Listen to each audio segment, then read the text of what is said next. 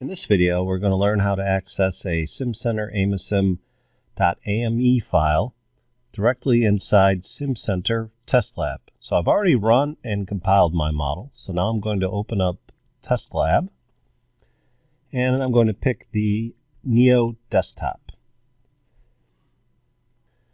Once the desktop opens, I can pick View Data here, and then I can navigate directly to the Amesim file. If I highlight it, it is now unpacking it. You can see in the upper corner here that it shows the Amesim model in Sketchup view. So I can see all the components that went into and made up the model here.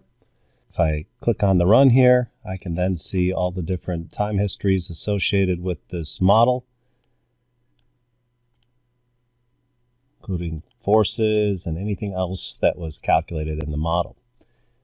The model is made of several components. If I click on one component, like if I'm interested in this lockup damper, then it just shows me the time histories from that component. So for example, I could see the torque fluctuations at this component on the damper, and I can also see the RPM.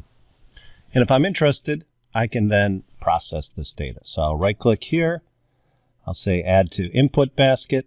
Under file, I'm going to load in some of the processing stuff. So I got my process designer here and signature analysis loaded on. So that opens a new processing tab here where I can define how I want to process my RPM and torque. So I want to do a spectral color map.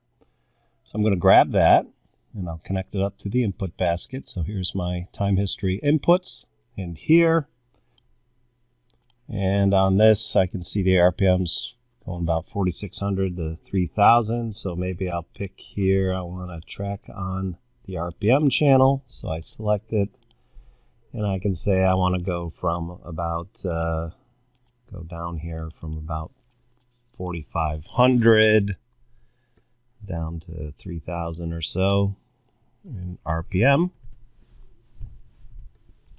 And if I like that, I'll hit run. It's now executed. If I look in the active analysis, I can get an idea of what I've processed.